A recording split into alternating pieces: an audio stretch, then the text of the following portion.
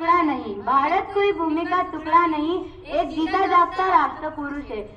इस भूमि को वंदन करके मैं मंगला पावरा आज आपके सामने मेरा विषय रखती हूँ, राष्ट्रभक्ती ही उत्तम भक्ती।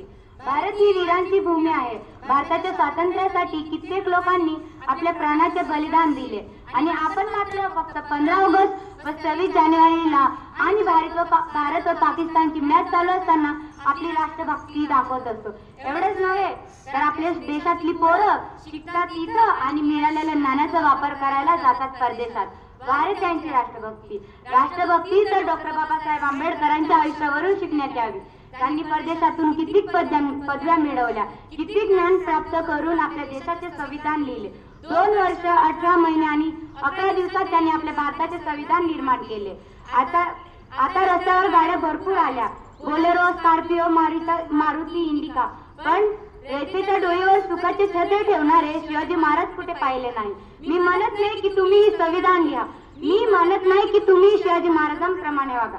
आपापलं काम व्यवस्थित करणं हीच तर आहे राष्ट्रभक्ती, पण आपण ते करत नाही। आपापलं काम व्यवस्थित करणं हीच तर आहे राष्ट्रभक्ती।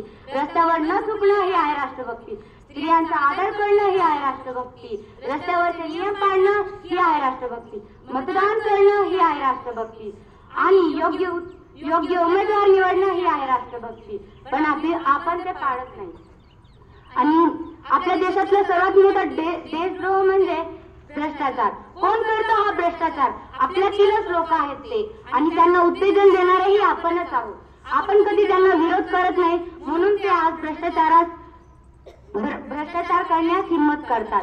जर आपण विचार केला मी देशासाठी काय करू शकतो, मी देशासाठी काय करू शकते, तर याची हिम्मत जर केली तर लोक खरंच भ्रष्टाचार करणार नाही। परंतु असं काही होत नाही। मी तुम्हाला एक प्रसंग सांगते। अमेरिकेमध्ये प्रोटेस्टंट इपिस्कोपल नावाचे एक चर्च होतं। त्या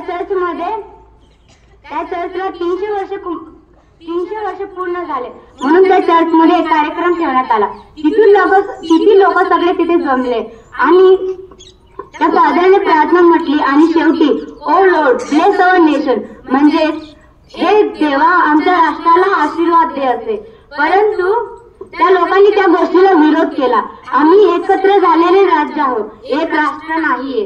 तर विचार करा, तो एवढा प्रगतशील देश, त्याचे हे विचार आहेत, अशी परिस्थिती। परंतु आपला भारत खरंच महान आहे।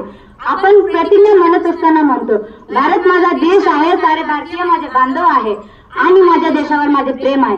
खरंच आहे का ते प्रेम? हो आहे, आपल्या देशावर आपल्या आईप्रमाणे प्रेम आहे ते प्रेम, आणि ते सिद्धही झालं। म्हणजे कोरोना काळामध्ये आपल्या देशातल्या लोकांनी त्या परिस्थितीत ही केली, त्यांना खायला अन्न नव्हते ते निर्माण करून दिले। एवढंच नव्हे तर त्यांनी अनेक पशु पक्ष्यांचाही विचार केला।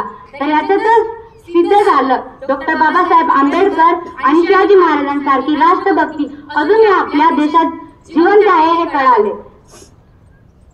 जाता एवढंच बोलले, भारत माता हम जीवन भर तेरे ही गुण गाए, भारत माता हम जीवन भर तेरे ही गुण गाए, जितनी बार जन्म हो अपना तेरे ही गोद में आए। जय हिंद।